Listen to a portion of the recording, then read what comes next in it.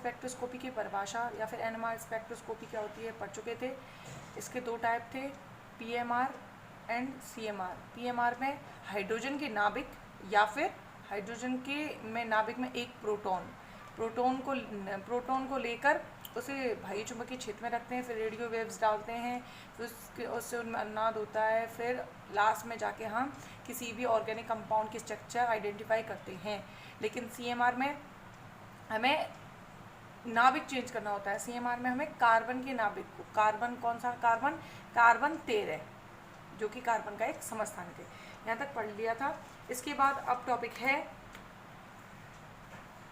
PMR सिद्धांत।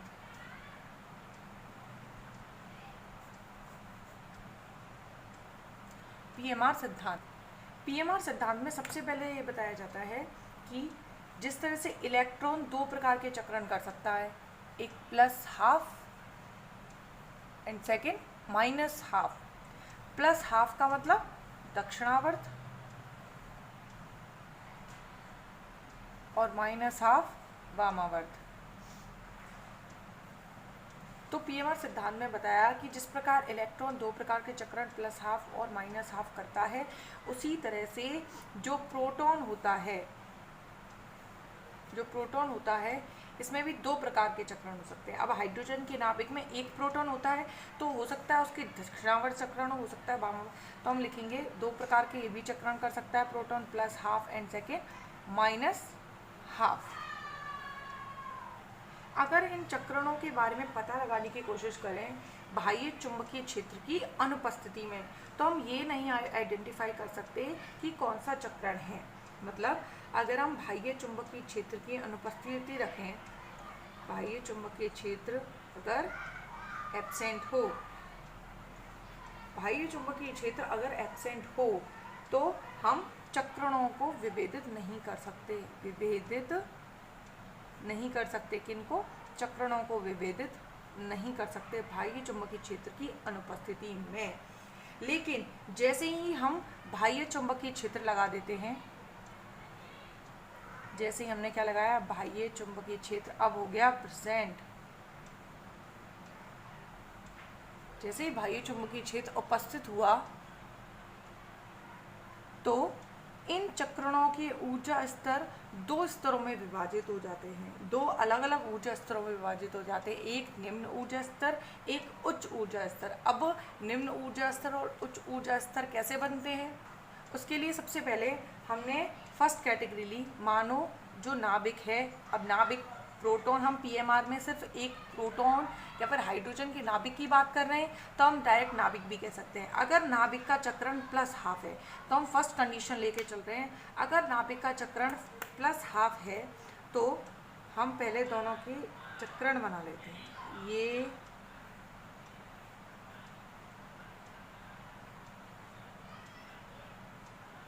हमने अभी, ये है +12 चक्रण और ये है -12 चक्रण। अभी इस कंडीशन में हमने पहले कोई भी बाह्य चुंबकीय क्षेत्र नहीं लगाया, लेकिन अब हमने बाह्य चुंबकीय क्षेत्र लगा दिया है।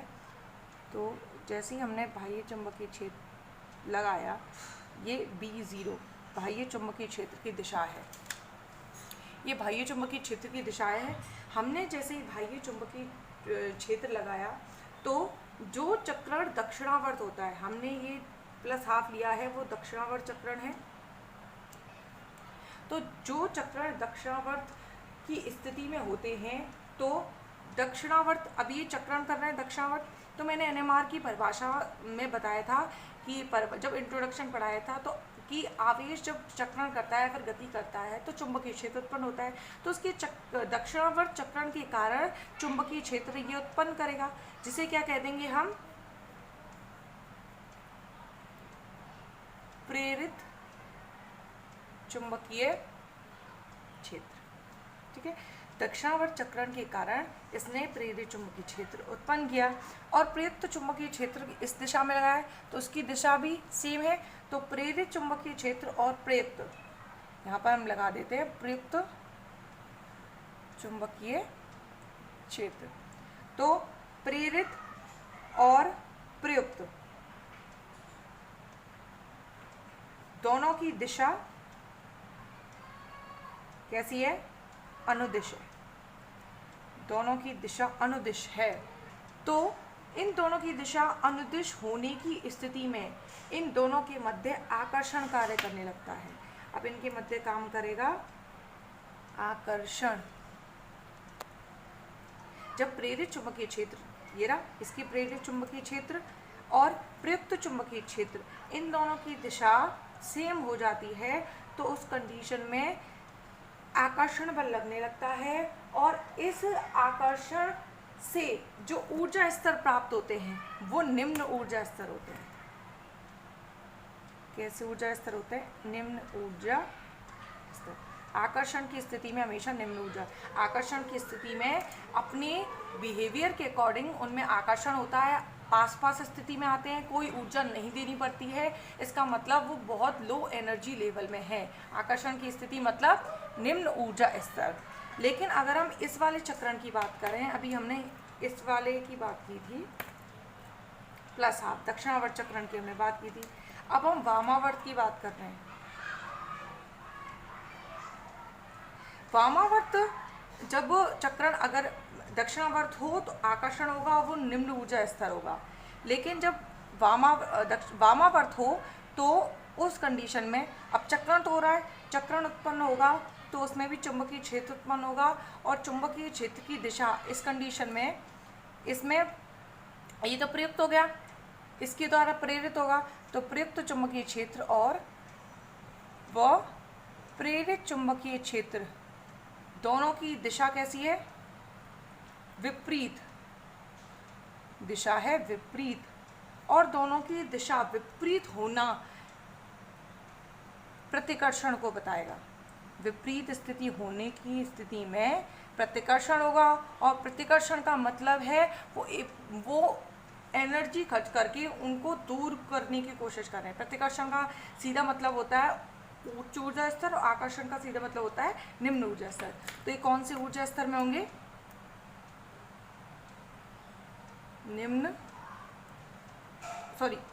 उच्च ऊर्जा स्तर। ये निम्न हो गया, ये उच्च ऊर्जा स्तर में होंगे। तो इसमें क्या हुआ है, जब चक्रण दक्षिणावर्त होता है तो दक्षिणावर्त चक्रण होने पर जो प्रेरित चुंबकीय क्षेत्र है और जो प्रयुक्त चुंबकीय क्षेत्र है दोनों की दिशा अनुदिश होती है और अनुदिश होने के कारण आकर्षण, और आकर्षण होने की स्थिति में निम्न ऊर्जा स्तर होता है। अर्थात ये कौन से ऊर्जा स्तर में होगा? निम्न ऊर्जा स्तर में। लेकिन अगर वामावर्त चक्रण हो तो उस कंडीशन में प्रयुक्त और प्रेरित दोनों की दिशा एक दूसरे की विपरीत होती है और उस कंडीशन में प्रतिकर्षण लगता है और प्रतिकर्षण की स्थिति उच्च ऊर्जा स्तर को बताती है। अब इससे क्लियर हो गया कि हमने जब तक चुंबकीय क्षेत्र बाह्य नहीं लगाया था, प्रयुक्त चुंबकीय क्षेत्र नहीं लगाया था, तब तक कोई ऊर्जा स्तर में नहीं बटे थे, तब तक क्लैरिफाई नहीं किया गया था कि निम्न ऊर्जा स्तर है या उच्च ऊर्जा स्तर है। तो हमने पहला, अगर हम इसका डायग्राम बनाएं तो हमने दो ऊर्जा स्तर लिए, ठीक है, और ये है बाह्य चुंबकीय क्षेत्र की अनुपस्थिति। इन दोनों की ऊर्जा लेवल ये बराबर है, लगभग बराबर है। लेकिन जैसे ही हमने बाह्य चुंबकीय क्षेत्र आरोपित किया, उपस्थिति हुई, तो ये दोनों ऊर्जा स्तर किसके? दोनों चक्रों पे है। वही बात हो रही है कि प्लस हाफ और माइनस हाफ, हम इन दोनों को बाह्य चुंबकीय क्षेत्र की अनुपस्थिति में क्लैरिफाई नहीं कर सकते, नहीं बता सकते ये उच्च ऊर्जा स्तर की स्थिति है, निम्न ऊर्जा स्तर की स्थिति है, प्रतिकर्षण हो रहा है, नहीं हो रहा, कुछ नहीं। जैसे ही हमने बाह्य चुंबकीय क्षेत्र आरोपित किया तो ये दो ऊर्जा स्तरों में बढ़ जाएंगे।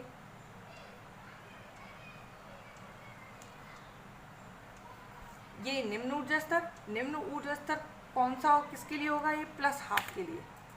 किसके लिए होगा? प्लस हाफ के लिए। उच्च ऊर्जा स्तर माइनस हाफ के लिए। प्लस हाफ के लिए क्यों? क्योंकि दक्षिणावर्त चक्रण होता है, इससे जो प्रेरित चुंबकीय क्षेत्र होता है उसकी दिशा और इसकी दिशा सेम होती है, सेम होगी तो वो आकर्षण को दिखाया, और आकर्षण का मतलब है निम्न ऊर्जा स्तर, जबकि इसके विपरीत उच्च ऊर्जा स्तर। जो निम्न ऊर्जा स्तर होता है उसे बोलते हैं, ये तो हमने प्लस हाफ, इसका नाम होता है एल्फा जीमान ऊर्जा स्तर या स्तर, और इसका नाम होता है बीटा जीमान स्तर। और इन दोनों के मध्य ऊर्जा अंतर यहाँ से यहाँ तक ऊर्जा का अंतर है, जिसे हम डेल्टा ई से रिप्रेजेंट करते हैं। तो ये तो बाह्य चुंबकीय क्षेत्र की अनुपस्थिति, और जैसे हमने बाह्य चुंबकीय क्षेत्र लगाया दोनों ऊर्जा स्तरों में बट गए। अब ये दो प्रकार के ऊर्जा स्तर कब बनते हैं? जब बाह्य चुंबकीय क्षेत्र लगा होता है। अब हम दोबारा से बनाते हैं। ये तो हमने ऊर्जा स्तर बनाए कि अगर -½ चक्रण हो तो उसका उच्च ऊर्जा स्तर होगा, और +½ हो तो उसका निम्न ऊर्जा स्तर होगा। ये बाह्य चुंबकीय क्षेत्र नहीं, और यहाँ बाह्य चुंबकीय क्षेत्र प्रेजेंट, ठीक है। तो हम मान रहे हैं कि +½ उसका चक्रण है, अर्थात दक्षिणावर्त चक्रण है, और इलेक्ट्रॉन यहाँ प्रेजेंट है, ठीक है। अब हमने बाह्य चुंबकीय क्षेत्र लगाया, तो बाह्य चुंबकीय क्षेत्र के आधार पर क्लियर हो गया कि इलेक्ट्रॉन इस ऊर्जा स्तर में उपस्थित होगा। जैसे ही इलेक्ट्रॉन इस ऊर्जा स्तर में उपस्थित है, अब हमने क्या डाली? रेडियो वेव्स डाली। अब हम क्या डालेंगे? रेडियो वेव्स, क्योंकि डेफिनेशन में हम पढ़ चुके थे NMR की में कि हम बाह्य चुंबकीय क्षेत्र लगाने के बाद रेडियो वेव्स डालते हैं। जैसे हमने रेडियो वेव्स डाली तो क्या होगा? ये निम्न ऊर्जा स्तर से उच्च ऊर्जा स्तर में चला जाएगा, निम्न ऊर्जा स्तर से उच्च ऊर्जा स्तर में जाएगा। तो हमने जैसे ही रेडियो वेव्स इस पे डाली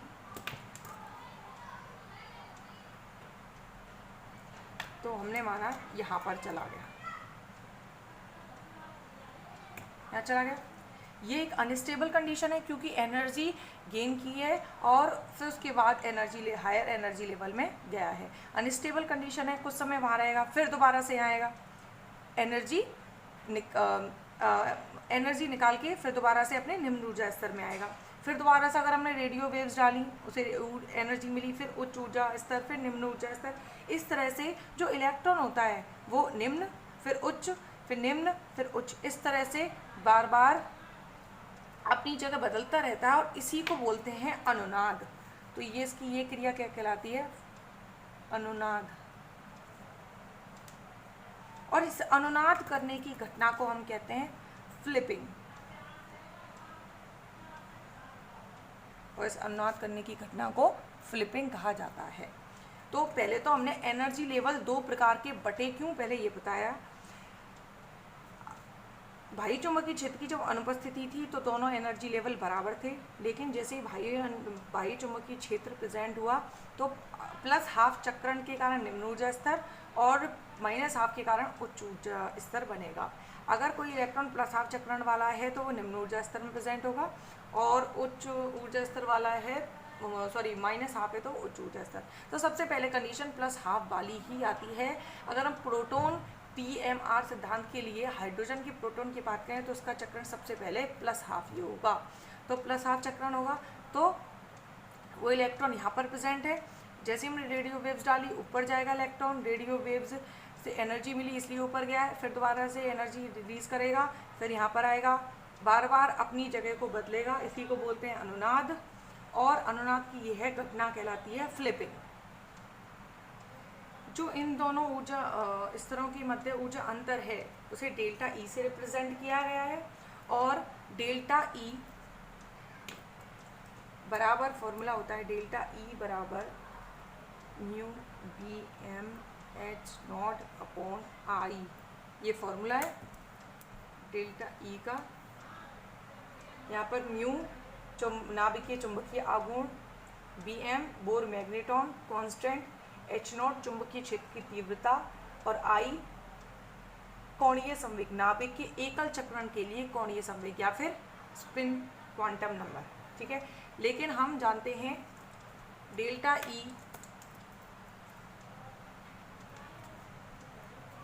ई बराबर H न्यू, तो H न्यू बराबर डेल्टा ई μBmH0/I। तो न्यू बराबर क्या हो जाएगा? μBmH0/IH। तो ये कांस्टेंट, अगर H कांस्टेंट, अगर एकल अगर चक्रण क्वांटम संख्या का मान फिक्स है तो ये कांस्टेंट, तो हम कह सकते हैं न्यू समानुपाती एच नॉट। हमने क्या किया है, इस सब को कांस्टेंट माना है, उसकी जगह हमने एक चिन्ह लगा दिया है, समानुपातिक चिन्ह न्यू समानुपाती एच नॉट। इसका मतलब एच नॉट क्या था, प्रयुक्त चुंबकीय क्षेत्र की तीव्रता। चुंबकीय क्षेत्र की तीव्रता कम करेंगे तो रेडियो तरंगों की अनुनाद की आवृत्ति कम होगी। मतलब हाँ, अगर हमने चुंबकीय क्षेत्र कम लगाया है तो हम जब उस पर रेडियो वेव्स डालेंगे तो उसकी आवृत्ति क्या होगी, कम। अगर हम चुंबकीय क्षेत्र की तीव्रता को बढ़ा देंगे तो उसके साथ साथ हमें डाली जाने वाली रेडियो वेव्स की तीव्रता भी बढ़ानी होगी। इसका एग्जाम्पल नोट्स में दिया हुआ है कि चुंबकीय क्षेत्र की तीव्रता 1.41 टेस्ला हो और रेडियो तरंगों की अवशोषण की आवृत्ति 60 इंटू 10⁻⁶ हर्ट्ज हो। अगर हम चुंबकीय क्षेत्र की तीव्रता जो कि 1.41 टेस्ला को बढ़ाते हैं तो उसका मान भी हमें बढ़ाना पड़ता है। ये एग्जाम्पल नोट्स में दिया हुआ है। इसके बाद इसी के आधार पर कोई नाभिक है, उसे अनुनाद की स्थिति में हम दो प्रकार की विधियों से ला सकते हैं। हमें क्या करना है, कोई नाभिक है, नाभिक को हमें अनुनाद की स्थिति में लाना है। अनुनाद से मतलब बेंजीन वाला अनुनाद नहीं है। अभी मैंने समझाया कि अनुनाद का मतलब क्या होता है, निम्न ऊर्जा स्तर से उच्च ऊर्जा स्तर, उच्च ऊर्जा स्तर से निम्न ऊर्जा, यह अनुनाद था। तो अगर नाभिकों में अनुनाद की स्थिति में लाना है तो इसके लिए हम दो विधियों का यूज कर सकते हैं। फर्स्ट है आवृत्ति स्वीप विधि, आवृत्ति स्वीप विधि, और सेकंड है चुंबकीय क्षेत्र स्वीप विधि। आवृत्ति स्वीप विधि और चुंबकीय क्षेत्र स्वीप विधि। आवृत्ति स्वीप विधि में क्या करेंगे, हम आवृत्ति में परिवर्तन करेंगे, आवृत्ति को कम करेंगे, बढ़ाएंगे, घटाएंगे। इसी तरह चुंबकीय क्षेत्र स्वीप विधि में हम चुंबकीय क्षेत्र को में परिवर्तन करके देखेंगे। जैसे हम फर्स्ट अगर पढ़ें तो फर्स्ट आवृत्ति स्वीप विधि में हमने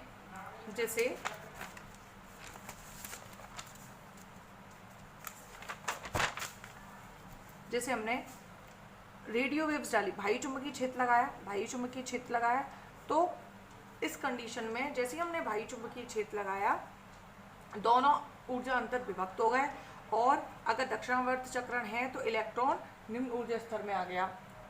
इसके बाद हमने क्या किया, रेडियो वेव्स डाली।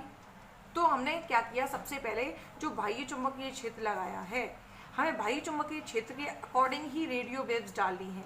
अब हमने पहले क्या किया, आवृत्ति स्वीप विधि में बाह्य चुंबकीय क्षेत्र को तो स्थिर कर दिया, बाह्य चुंबकीय क्षेत्र जो भी लगाया है उसका मान स्थिर कर दिया ना, तो अब हम घटाएंगे ना बढ़ाएंगे। अब हम रेडियो वेव्स का मान घटाएंगे बढ़ाएंगे, उससे क्या होगा, जैसे हमने कुछ फिक्स क्वांटिटी की रेडियो वेव्स इस पर डाली, अगर हम रेडियो वेव्स, अगर हमने कम रेडियो वेव्स डाली होंगी तो ये इलेक्ट्रॉन एक्साइटेड होकर हायर एनर्जी लेवल में नहीं जाएगा, इसका मतलब अनुनाद नहीं होगा।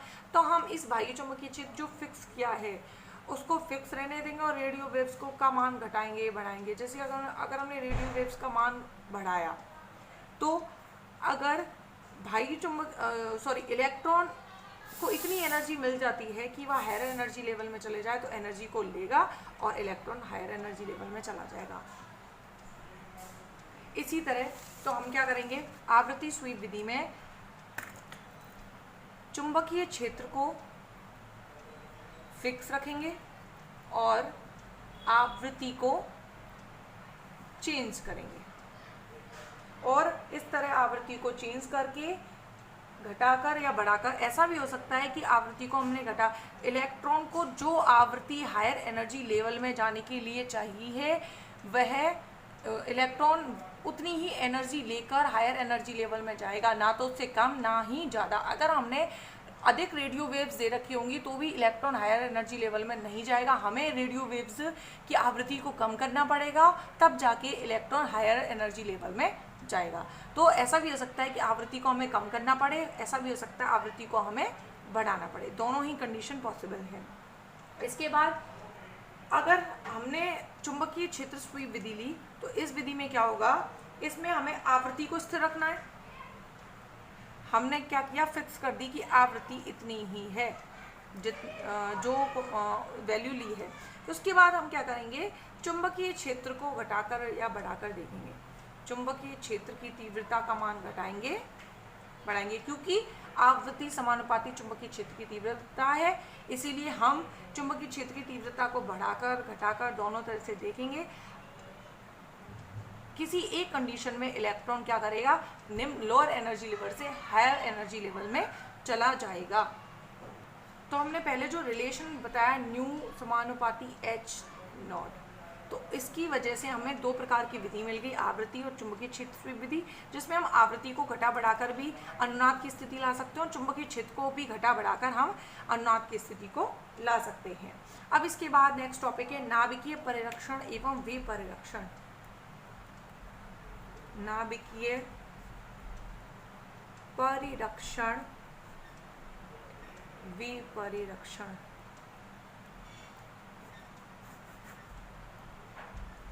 ये इंपॉर्टेंट टॉपिक है। अब नाभिकीय परिरक्षण विपरिरक्षण क्या होता है, आसपास के वातावरण पर, आसपास के रासायनिक वातावरण पर। जैसे हम एक प्रोटॉन की कल्पना करते हैं, सबसे सरलतम सिंपलेस्ट कंडीशन देखते हैं, सिंपल एक कंडीशन लेते हैं, H प्रोटॉन, एक हाइड्रोजन, एक कार्बन से जुड़ा हुआ है। हमें कार्बन की चारों संयोजकता पूरी करने से कोई मतलब नहीं है, सब हमें देखना है प्रोटॉन एक सिग्मा बंध से जुड़ा हुआ है। अब ये प्रोटॉन जिस सिग्मा बंध से जुड़ा हुआ है, इसमें क्या होंगे, सिग्मा इलेक्ट्रॉन, और वो सिग्मा इलेक्ट्रॉन लगातार गोलाकार पथ पर गति कर रहे होंगे। और जब सिग्मा इलेक्ट्रॉन हैं गति कर रहे होंगे तो क्या उत्पन्न करेंगे, चुंबकीय क्षेत्र। और प्रोटॉन के पास सिग्मा इलेक्ट्रॉन है, तो इन सिग्मा इलेक्ट्रॉनों का प्रोटॉन पर प्रभाव पड़ेगा। तो सिग्मा इलेक्ट्रॉन गति करेंगे और गति करने से चुंबकीय क्षेत्र उत्पन्न होगा, और इस चुंबकीय क्षेत्र को कहेंगे प्रेरित चुंबकीय क्षेत्र। इसे कहेंगे प्रेरित चुंबकीय क्षेत्र। अब जब हम इसमें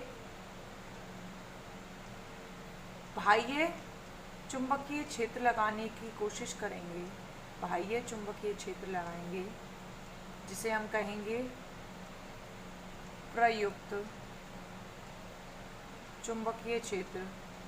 तो ये प्रेरित चुंबकीय क्षेत्र प्रयुक्त चुंबकीय क्षेत्र का विरोध करेगा। विरोध करने से मतलब क्या है, परिरक्षा या फिर रक्षण करेगा, और उसी को कहेंगे परिरक्षण। मतलब हम एक सिंपलेस्ट कंडीशन देख रहे हैं जिसमें एक प्रोटॉन एक सिग्मा बंध से जुड़ा हुआ है, हमने कार्बन को जोड़ दिया।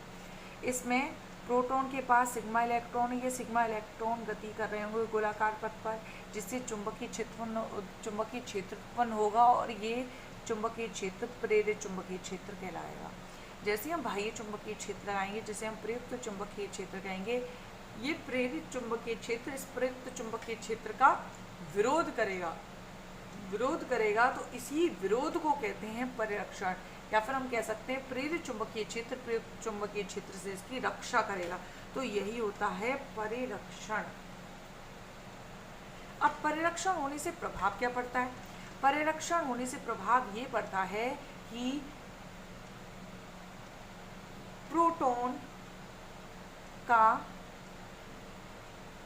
यदि परिरक्षण हो जाए, प्रोटॉन का यदि परिरक्षण हो जाए, तो वे प्रोटॉन, तो वे उस चुंबकीय क्षेत्र से विकिरणों चुंबकीय क्षेत्र में अवशोषण नहीं करते, जहां परिरक्षण की अनुपस्थिति में कर रहे थे, बल्कि क्या करते हैं, थोड़ा उच्च क्षेत्र से करते हैं। जैसे कि हम लिख रहे हैं, डायग्राम बना के देखें तो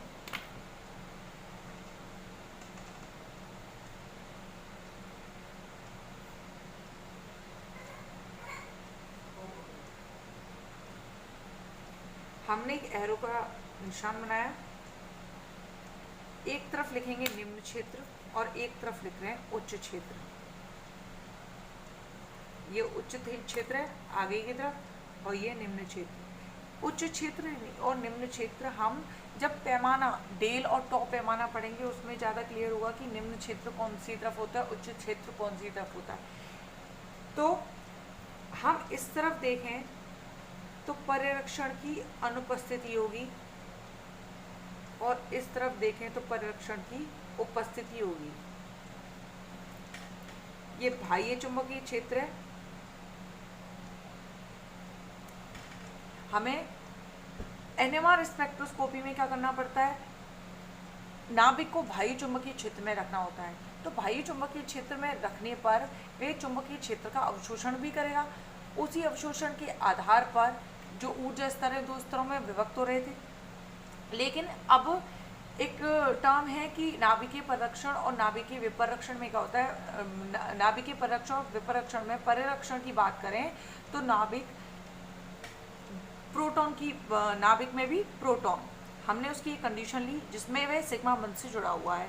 सिग्मा इलेक्ट्रॉन जब गति करते हैं तो चुंबकीय क्षेत्र उत्पन्न होगा जिसे प्रेरित कहेंगे, और उस पर जब बाह्य लगाएंगे तो बाह्य चुंबकीय क्षेत्र लगाएंगे तो उसका विरोध करेगा, इसे परिरक्षण। मतलब प्रेरित चुंबकीय क्षेत्र जो सिग्मा इलेक्ट्रॉन के द्वारा उत्पन्न किया गया है वो चुंबकीय क्षेत्र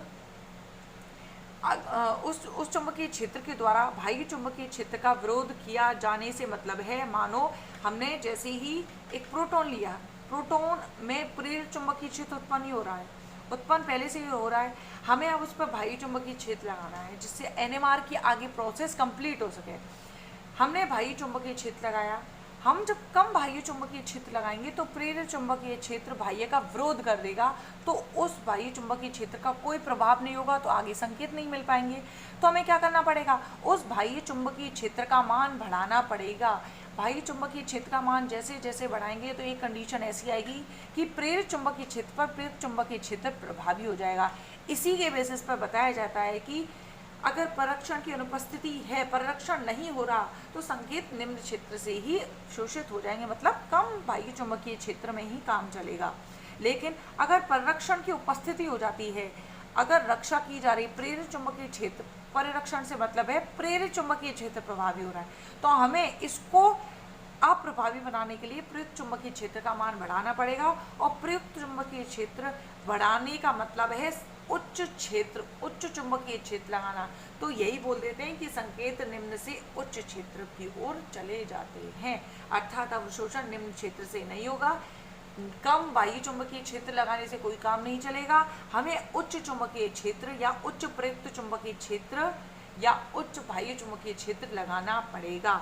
इसलिए हम अगर बार बार आगे चैप्टर में भी बोलेंगे कि परिरक्षण की उपस्थिति है तो संकेत किस ओर चले जाएंगे, उच्च क्षेत्र की ओर। किस ओर चले जाएंगे, उच्च क्षेत्र की ओर। अब परिरक्षण उच्च क्षेत्र की ओर जा रहे हैं, क्यों जा रहे हैं, इसमें रीजन समझ में आ गया। अब इसमें विपरीक्षण क्या होता है, विपरीक्षण के प्रभाव, विपरीक्षण का मतलब है रक्षा न कर पाना, विपरीक्षण हो जाएगा। लेकिन इसमें परिरक्षण कब बढ़ता है, विपरीक्षण कब घटता है या फिर बढ़ता है, उसको समझेंगे आगे। अगर परिरक्षण की बात करें तो परिरक्षण कब हो रहा था, जब सिग्मा इलेक्ट्रॉन लगातार गोलाकार पथ पर गति कर रहे थे, अर्थात सिग्मा इलेक्ट्रॉन की गति से चुंबकीय क्षेत्र उत्पन्न हो रहा था जिसे हम प्रेरित चुंबकीय क्षेत्र कह रहे थे। और प्रेरित चुंबकीय क्षेत्र पर प्रयुक्त चुंबकीय क्षेत्र लगाने पर अगर प्रयुक्त का विरोध करता है तो परिरक्षण होता है। लेकिन अगर इलेक्ट्रॉन, जो चक्कर लगने वाले इलेक्ट्रॉन से उसकी संख्या कम हो जाए या फिर चक्कर लगाने वाले इलेक्ट्रॉन की संख्या बढ़ जाए तो क्या क्या प्रभाव होगा। अगर इलेक्ट्रॉन घनत्व बढ़े, इलेक्ट्रॉन घनत्व बढ़ने से मतलब है प्रोटॉन के आसपास, जैसे कि हम लें CH, अब इस प्रोटॉन के आसपास इलेक्ट्रॉन घनत्व बढ़ेगा।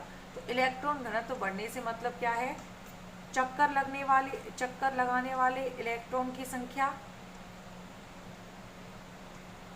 इलेक्ट्रॉन संख्या क्या होगी, बढ़ेगी। जैसे ही चक्कर लगाने वाले इलेक्ट्रॉन की संख्या बढ़ेगी तो जो चुंबकीय क्षेत्र उत्पन्न होगा, चुंबकीय क्षेत्र जो उत्पन्न होगा उसका मान बढ़ेगा, अर्थात क्या बोल सकते हैं, प्रेरित चुंबकीय क्षेत्र की वैल्यू क्या होगी, बढ़ेगी। और जैसे जैसे प्रेरित चुंबकीय क्षेत्र की वैल्यू बढ़ेगी तो वह प्रयुक्त चुंबकीय क्षेत्र का विरोध ज्यादा करेगा, अर्थात परिरक्षण ज्यादा होगा, परिरक्षण ज्यादा होगा। इसके उदाहरण को लेके देखें। जैसे अगर हमने इलेक्ट्रॉन घनत्व बढ़ने की कंडीशन कौन सी हो सकती है, अगर कोई +I प्रभाव वाला समूह जुड़ा हुआ हो। जैसे हम उदाहरण लें तो RCH2 CH3, ठीक है। अगर हम इसके प्रोटॉन की बात करें तो C, यहाँ पर H, यहाँ पर H, CH3R। किसी भी एक प्रोटॉन को लेकर बात करें, हम इस प्रोटॉन को लेकर बात कर रहे हैं, तो इसके प्रोटॉन के आसपास के वातावरण में ये इसका प्रभाव क्या है, +I, इलेक्ट्रॉन दाता प्रकृति का, ठीक है। ये क्या करेगा, इन प्रोटॉनों के आसपास इलेक्ट्रॉन घनत्व में क्या कर रहा है, वृद्धि। इलेक्ट्रॉन घनत्व में वृद्धि होगी तो ये प्रोसेस दोबारा शुरू। इलेक्ट्रॉन घनत्व में वृद्धि तो चक्कर लगाने वाले, इसके आसपास जो चक्कर लगाने वाले इलेक्ट्रॉनों की संख्या में वृद्धि, जिससे चुंबकीय क्षेत्र में वृद्धि, प्रेरित चुंबकीय क्षेत्र का मान बढ़ेगा, परिरक्षण का मान बढ़ेगा। अगर -I प्रभाव वाले समूह हो तो जैसे कि RCH2Cl, तो ये Cl ये क्या करेगा, इलेक्ट्रॉनों को अपनी तरफ आकर्षित करेगा। तो यहाँ अगर H और यहाँ H को जोड़ दें तो इन प्रोटॉनों के आसपास इलेक्ट्रॉन, ये क्या करेगा, इलेक्ट्रॉन घनत्व में कमी कर देगा। तो इलेक्ट्रॉन घनत्व में अगर कमी हो तो इलेक्ट्रॉन की संख्या क्या हो जाएगी, कम, चक्कर लगाने वाले, और जो चुंबकीय क्षेत्र, उत्पन्न चुंबकीय क्षेत्र की वैल्यू क्या हो जाएगी, कम। और उत्पन्न क्षेत्र की वैल्यू कम का मतलब क्या है, प्रेरित चुंबकीय क्षेत्र की वैल्यू है, प्रेरित चुंबकीय क्षेत्र की वैल्यू कम। और प्रेरित चुंबकीय क्षेत्र की वैल्यू कम होने का मतलब है ये रक्षा इतनी नहीं कर पाएगा, और रक्षा न कर पाना ही क्या हो जाएगा, विपरिरक्षण। तो इस कंडीशन में क्या होने लगेगा, विपरिरक्षण की वैल्यू क्या हो जाएगी, ज्यादा हो जाएगी। और विपरिरक्षण की क्रिया में क्या होगा कि प्रेरित चुंबकीय क्षेत्र का मान कम है, विरोध ज्यादा नहीं करेगा, तो कम बाह्य चुंबकीय क्षेत्र ही लगाना पड़ेगा। तो इस कंडीशन में संकेत कौन से क्षेत्र में प्राप्त होंगे, निम्न क्षेत्र में। और इसमें कौन से क्षेत्र में प्राप्त होते हैं, उच्च क्षेत्र में। ये बात याद रखनी है। परिरक्षण विपरिरक्षण को आगे चैप्टर में याद रखना पड़ेगा, क्योंकि ये टर्म बार बार काम आएगी। यहाँ पे परिरक्षण विपरिरक्षण कंप्लीट हो गया। परिरक्षण का मतलब है परिरक्षा करना, विपरिरक्षण का मतलब है परिरक्षण नहीं करना। किससे, अगर प्रेरित चुंबकीय क्षेत्र का मान ज़्यादा होगा तो प्रयुक्त से वो ज़्यादा रक्षा करेगा या फिर विरोध करेगा तो परिरक्षण बढ़ेगा। अगर प्रेरित चुंबकीय क्षेत्र का मान कम है तो प्रेरित चुंबकीय क्षेत्र का मान कम होगा तो प्रयुक्त से ज़्यादा विरोध नहीं करेगा, तो उस कंडीशन में विपरिरक्षण होगा। यहाँ पर परिरक्षण विपरिरक्षण कंप्लीट। इसके बाद नेक्स्ट टॉपिक है नाभिकीय चक्रण, जिसे हम नेक्स्ट वीडियो में पढ़ेंगे।